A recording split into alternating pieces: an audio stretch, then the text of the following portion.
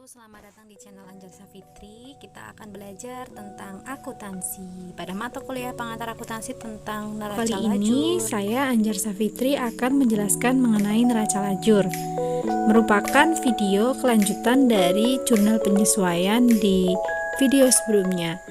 Nah, pada neraca lajur ini merupakan step yang bisa bersifat sunnah dalam akuntansi karena boleh dikerjakan, boleh juga tidak. Ketika dikerjakan itu sangat membantu kita sebagai orang yang masih belajar akuntansi untuk mempermudah dalam penyusunan laporan keuangan. Karena pada neraca lajur atau kertas kerja itu akan terlihat secara rinci penyusunan laporan keuangan, baik itu laba rugi, perubahan modal, dan neraca, sehingga sebaiknya tetap kita susun meskipun tidak bersifat wajib. Nah, nanti kita akan belajar tentang neraca lajur dalam bentuk 12 kolom atau yang lengkap ya. Nah, jangan lupa teman-teman tonton sampai selesai dan like serta komen dan subscribe. Langsung aja ya kita ke worksheetnya.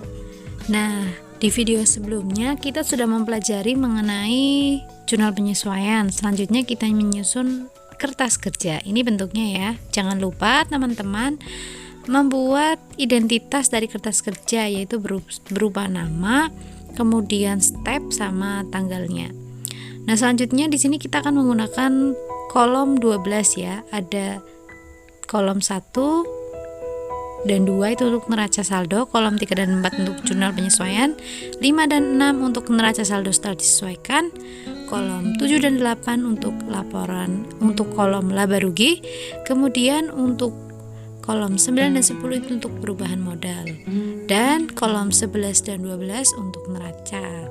Jadi kita pakai kolom yang 12 ya. Selanjutnya di kolom awal itu ada nomor akun.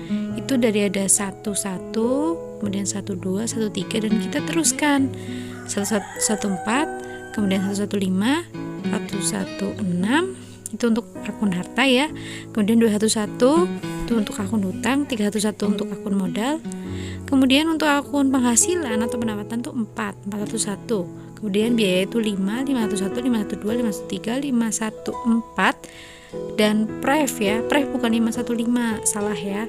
Pref itu termasuk golongan akun modal, jadi dia 312.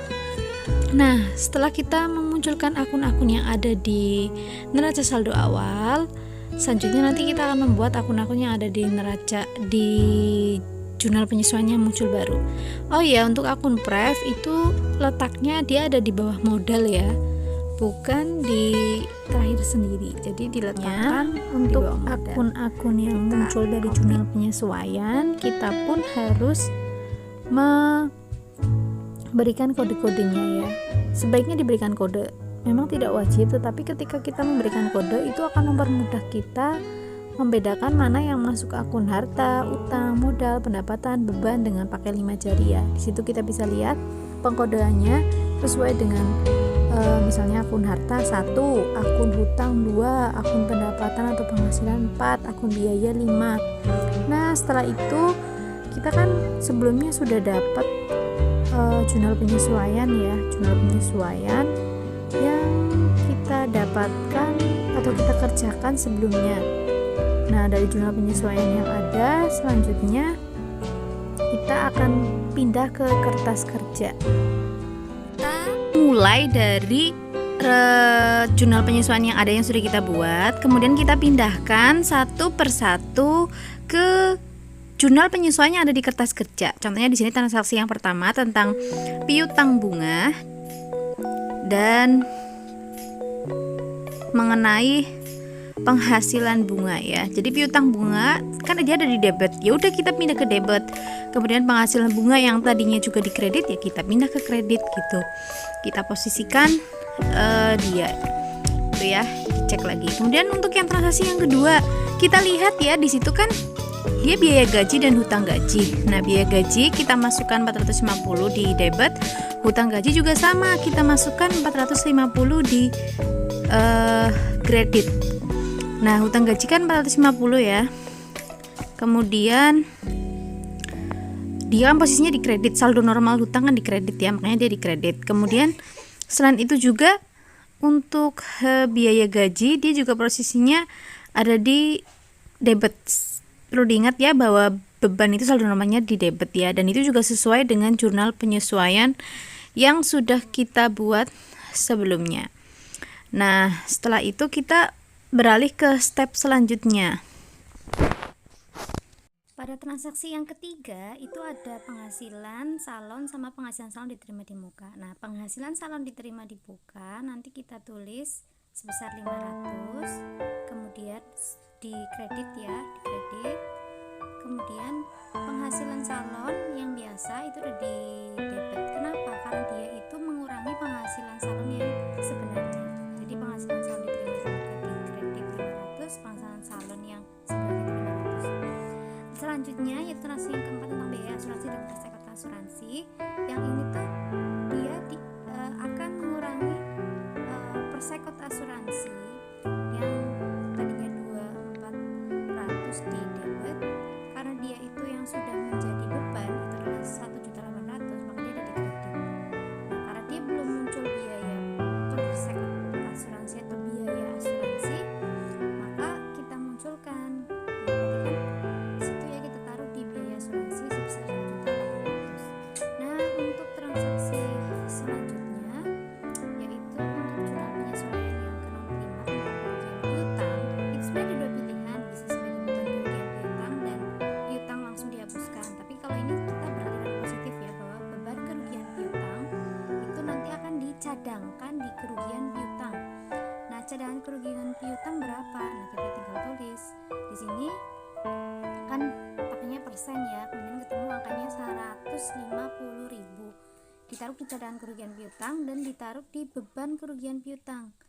Dia muncul di akun baru ya di bagian bawah.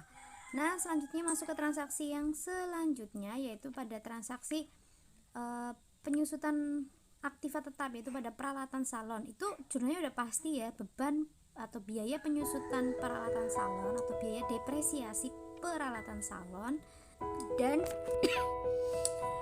akumulasi penyusutan peralatan salon. Ingat ya, akumulasi penyusutan peralatan salon itu masih masuk di akun harta, tetapi dia nanti posisinya itu ada di bawah peralatan salon.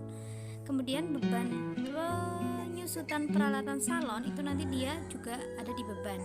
Selanjutnya transaksi yang ketujuh yaitu biaya perlengkapan salon, dan pada posisi debit dan kreditnya itu perlengkapan salon. Ini terkait dengan pemakaian perlengkapan salon, di mana diketahui perlengkapan salon itu awalnya adalah sebesar berapa, kemudian tiba-tiba di akhir tahun itu diketahui bahwa sisanya itu segini. Nah, berarti kita harus tahu biayanya atau biaya yang sudah dipakai atau perlengkapan salon yang sudah pakai itu 1.850.000, dia ada di debit yaitu biaya. Ingat ya, biaya saldo namanya pasti di debit. Kemudian kreditnya itu adalah perlengkapan salon sebesar sama 1.850.000. Nah, setelah kita selesai menyusun semua jurnal penyesuaian, selanjutnya kita harus menjumlahkan antara debit dan kredit. Apakah seimbang? Apakah balance? Nah, ketika balance berarti dia sudah benar. Nah, ketika belum balance berarti dia belum benar, dan itu berlaku untuk setiap kolom-kolom yang ada di neraca lajur. Jadi, teman-teman semua ketika mengerjakan misalnya pada step laba rugi itu jangan lupa nanti menjumlahkan sesuai enggak, seimbang enggak. Kalau laba rugi pastinya enggak seimbang ya, nanti kan akan diketahui laba atau ruginya. Begitu pula ada di neraca, ada di laporan perubahan modal, itu juga nanti di akhirnya itu harus seimbang. Nah, ini yang ada di debit pada laporan jurnal penyesuaian, kemudian yang ada di kredit juga sama, yaitu 9.050.000. Nah, tahap selanjutnya setelah kita ini ya ditujukan bahwa dia itu balance antara debit dan kredit itu seimbang. Selanjutnya nanti kita akan masuk di neraca saldo. Setelah disesuaikan itu tinggal diselisihkan antara neraca saldo dengan jurnal penyesuaian. Kalau tidak ada di jurnal penyesuaian maka langsung aja taruh di neraca saldo. Contohnya di kas surat berharga piutang, dia kan nggak ada jurnal penyesuaiannya, maka langsung aja pindah debit kredit gitu kalau nggak ada jurnal penyesuaiannya. Tapi kalau kasusnya ada jurnal penyesuaiannya kayak kasus di perlengkapan salon ini, maka ya harus diselisihkan karena dia posisinya atau ditambahkan ya, tergantung. Kalau saldonya itu sama di debit sama di debit maka ditambahkan. Tapi karena dia beda ya, debit sama kredit, maka dia dikurangi atau diselisihkan atau dikurangi. Nah, dikurangi hasilnya berapa? 2.400.000 dikurangi dengan 1.800, maka dia menjadi 600 ya. Selanjutnya kita pindahkan kasnya, itu tinggal dipindah 6.450.000. Surat berharga juga sama 30 juta, piutang juga sama 7.500.000. Kemudian untuk perlengkapan salon karena dia juga sama ya, ada di posisi debit itu 3.250 sama kreditnya itu 1.850.000, maka sama dia diselisihkan antara debit sama kredit sehingga ketemunya 1.400.000. Nah, selanjutnya kita selisihkan juga hutang modal karena dia tidak ada akun jurnal penyesuaiannya, maka tinggal dipindahkan hutang sama modal. Nah, yang diselisihkan lagi itu yang di penghasilan salon, dia tadinya 21.750, kemudian menjadi ada penyesuaian 500, maka dia nanti nilainya nominalnya akan berbeda. Itu 250. Kemudian untuk akun prive, kemudian biaya sewa, biaya sewa ya, karena dia tidak ada selisihnya maka tinggal dipindahkan aja. Beda dengan biaya gaji karena dia itu ada penambahan 450 posisi di debit biaya gaji dan di debitnya lagi juga biaya gaji, maka menjadi 4.400.000. Nah, untuk biaya telepon dan listrik tidak ada penyesuaian maka langsung dipindah aja ke debit. Biaya lain-lain juga langsung dipindah aja ke debit. Kemudian selanjutnya yaitu untuk masalah piutang ya, piutang bunga, cadangan kerugian piutang, dan pokoknya sampai kode 4 itu ya, penghasil bunga tidak ada penyesuaian. Jadi langsung maksudnya tidak ada di neraca awal, jadi langsung dipindah aja dari penyesuaian. Termasuk di biaya-biaya yang muncul baru itu dari penyesuaian aja kan, munculnya di neraca awal tidak ada, jadi tinggal dipindahkan saja. Nah, jangan lupa kita juga harus cek balance-nya ya, antara debit dan kreditnya apakah dia balance. Ketika dia balance maka oke. Nah, ternyata setelah dijumlahkan itu kan dia balance ya, antara debit sama kreditnya tuh sama. Oke, kita lanjut kalau balance seperti ini ya. Jadi sebenarnya nggak cuma balance sih kriterianya, tapi ya paling nggak salah satunya tuh buat ngecek itu benar atau enggak tuh dari balance-nya itu. Nah, selanjutnya kita masuk ke kolom laba rugi ya. Di situ kan ada debit kredit juga. Nah, kita nanti dari laba rugi akan masuk ke perubahan modal dan neraca. Jadi dilakukannya step by step. Kenapa? Jadi nggak bisa kita langsung ke neraca gitu. Karena hasil dari laba rugi itu nanti ada angka yang akan dipindah ke perubahan modal. Dari perubahan modal ada angka yang dipindah ke neraca. Nah, laba rugi itu fokusnya pada pendapatan dan beban. Pendapatan ada di kredit dan beban ada di debit. Kita cari mana sih yang pendapatan, kita pindah ke kredit gitu. Ada nggak? Jadi kita tuh pindahnya fokusnya itu ada di neraca SSD ya. Kita nggak usah ngelihat lagi di neraca saldo sama jurnal penyesuaiannya, tapi kita fokus di NSSD, di neraca saldo setelah disesuaikan. Nah, kita langsung pindah aja semuanya yang beban-beban, termasuk beban-beban yang lama, beban-beban yang baru muncul di jurnal penyesuaian itu juga kita pindah. Pokoknya semua yang berbau pendapatan sama yang berbau biaya-biaya itu kita pindah semua ke laporan laba rugi, karena laporan laba rugi itu isinya tentang pendapatan diselisihkan dengan biaya. Kalau dia pendapatannya lebih besar berarti dia laba gitu ya. Tapi kalau pendapatannya itu lebih kecil atau biayanya itu lebih besar maka dia akan menjadi rugi. Nah, ini saya tunjukkan ya, untuk yang piutang bunga itu akan masuk ke harta, penghasilan bunga juga masuk ke pendapatan, masih masuk ke laba rugi. Untuk penghasilan salon diterima di muka dia nggak masuk di laba rugi ya, karena dia masuk dalam hutang. Nah, langsung kita pindahkan aja. Penghasilan salon dia ada di kredit, maka pindah ke kredit 21.250. Beban-beban semua dipindah ke debit, maka pindahin semuanya. Selanjutnya kita copy semua pokoknya yang berbau pendapatan sama beban ya, atau biaya-biaya gitu kita copy. Ingat fokusnya dari NSSD ya, bukan dari penyesuaian maupun neraca saldo. Termasuk NSSD yang ada di akun-akun baru itu kita pindahkan juga yang berbau pendapatan sama biaya. Nah, setelah kita pindahkan, selanjutnya kita masuk ke proses penjumlahan akun antara akun yang debit sama yang kredit itu apakah seimbang atau enggak. Setelah kita memasukkan akun sesuai debit kreditnya ya. Ingat, beban itu selalu ada di debit, untuk pendapatan ada di kredit. Selanjutnya kita jumlah. Oh, ternyata beda, debitnya ternyata 16.350 sedangkan kreditnya 23.050.000. Nah, perbedaan yang ada itu berarti menunjukkan laba atau rugi. Kita cek yang lebih gede mana, pendapatan atau biaya. Ternyata yang lebih gede adalah pendapatan. Berarti hal ini menunjukkan kemungkinan itu adalah laba. Sebaliknya, kalau yang gede itu beban atau biayanya, maka itu kemungkinan adalah kerugian. Melakukan perselisihan ya tadi antara pendapatan sama biaya, ketemunya ternyata lebih besar pendapatan ya, dan itu berarti laba. Nah, laba itu nanti yang akan dipindahkan ke laporan perubahan modal. Nah, laporan perubahan modal ini itu atau lajur perubahan modal, bukan laporan ya, mohon maaf. Lajur perubahan modal itu nanti dia akan menunjukkan modal awal, price, dan laba yang ada atau kita di sini bisa lihat ya, di situ ada modal tambahan yang didapatkan dari laba yaitu 6.700.000. Jadi itu akan menambah modal, sehingga modal yang pada saat penambahan itu adalah 66.400. Tetapi kita harus sadari itu posisi kredit saja.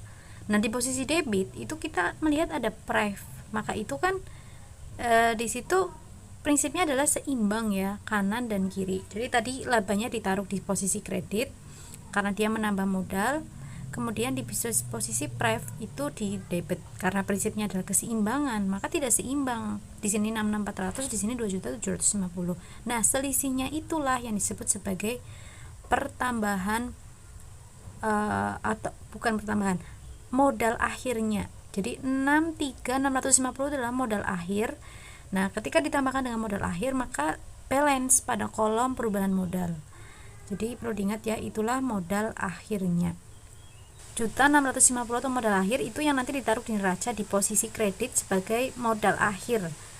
Nah, selanjutnya nanti kita akan fokus di lajur neraca ya. Lajur neraca itu isinya adalah harta sama dengan hutang ditambah modal akhirnya.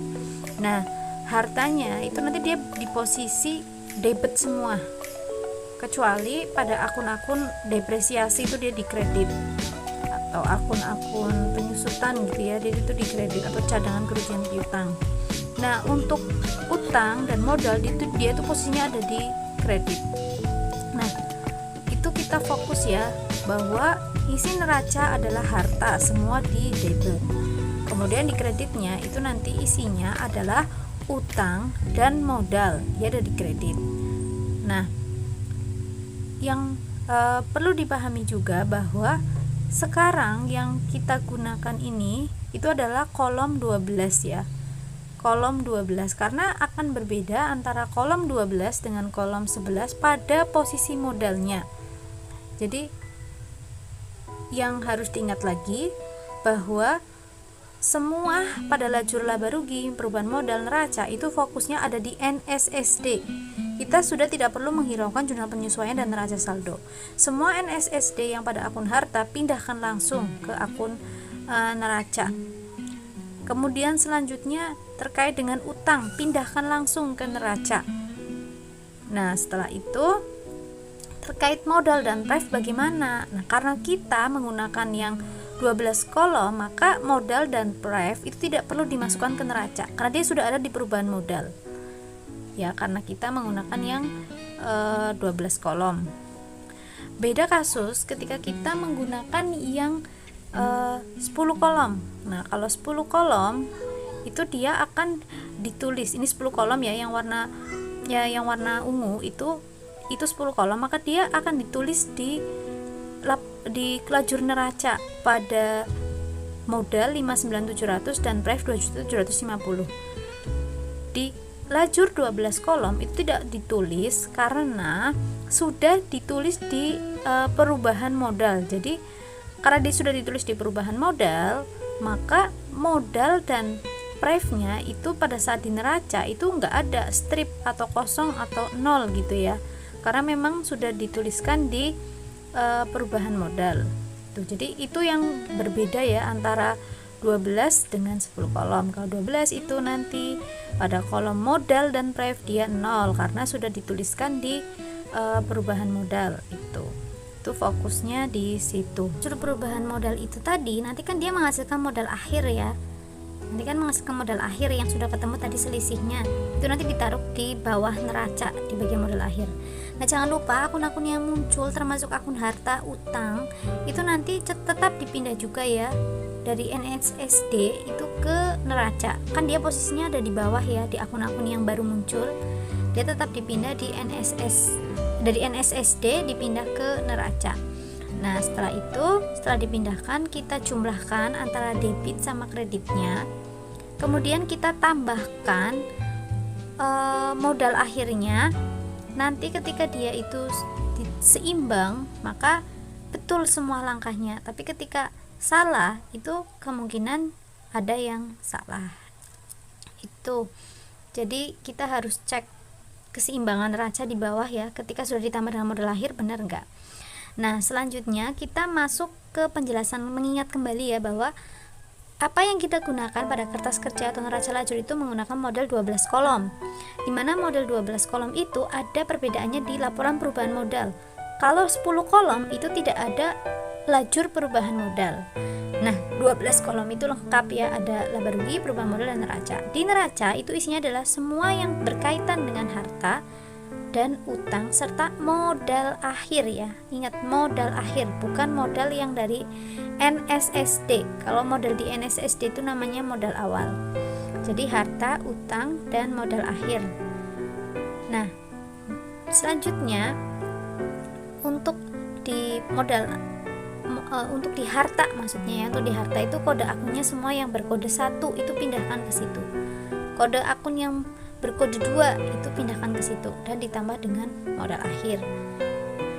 Untuk laporan perubahan modal itu untuk akun-akun yang berkode 3, yaitu pada modal awal, prive, ditambah dengan laba yang didapatkan dari laporan laba rugi. Jadi isinya tuh modal awal yang ada di NSSD, kemudian prive sama laba atau rugi, karena bisa kondisinya rugi gitu. Kalau laba dia menambah modal, kalau rugi dia mengurangi modal atau di posisi debit ya, kalau rugi di posisi debit. Nah, flashback lagi ya, menguatkan lagi bahwa laba rugi itu dia berisi akun-akun pendapatan atau yang berkode 4 dan juga akun yang berisi total beban atau yang berkode 5. Jadi pendapatan itu berkode 4, pindahkan semua ke laporan laba rugi. Kemudian untuk beban berkode 5, pindahkan semua di laporan laba rugi di posisi debit. Ingat, sumbernya dari NSSD, bukan dari jurnal penyesuaian atau neraca saldo awal. Nah, dari situ kita jadi tahu ya perbedaan antara kolom 10 dan kolom 12. Nah, di sini nih fokusnya ya yang tadi belum diingatkan bahwa modal akhir itu 63.650 langsung dipindahkan ke sisi kredit. Ketika antara jumlah harta 72.750 sedangkan di awalnya itu hutangnya 9.100.000 kemudian ditambah dengan modal akhir, itu ternyata apakah jadi seimbang? Kan awalnya nggak seimbang ya, 72.750 sama 9.100.000. Nah, ternyata ketika dijumlahkan dengan modal akhir itu seimbang, 72.750. Sehingga ini menunjukkan bahwa langkah-langkah yang kita kerjakan itu sudah benar. Kemungkinan bisa seimbang tapi salah itu juga bisa, karena mungkin mengartikan akunnya itu kemungkinan salah, itu juga bisa. Nah, selanjutnya nanti kita tinggal tulis mana yang masuk di laba. Jadi ini tetap ada keterangan ya, laba mana atau rugi mana, modal akhirnya mana, itu tetap di. Nah, untuk memudahkan ini saya blok ya, beda warna. Untuk laba itu dengan hijau, sedangkan modal akhir itu warnanya merah. Kemudian untuk yang saldo akhir itu saya blok hitam supaya jadi jelas. Jadi apa sih bedanya kolom 10 dengan kolom 12 pada neraca lajur? Kalau kolom 10 tuh kelebihannya lebih cepat gitu ya, kadang berpikirnya nggak kebanyakan bikin kolom-kolom gitu. Tapi kolom 12 itu juga lebih memudahkan juga karena dia ada tambahan kolom perubahan modal. Kalau kolom 10 kan nggak ada kolom perubahan modal ya yang di tengah-tengah ini. Nah, kalau kolom 12 itu adalah laporan perubahan modal. Sehingga ketika sudah disusun laporan-laporannya, itu kita tinggal mindahin ke laporan keuangan yang disusun secara format standar akuntansi keuangan gitu. Jadi itu akan memudahkan kita dalam menyusun laporan keuangan, karena tinggal mindahin aja laporan laba rugi, berarti pendapatannya lihat kolom pendapatan, lihat kolom beban. Buat neraca, lihat kolom harta. Demikian ya pelajaran kita tentang neraca lajur, semoga dapat dipahami. Terima kasih untuk yang sudah melihat sampai akhir. Jangan lupa komen, like, dan subscribe.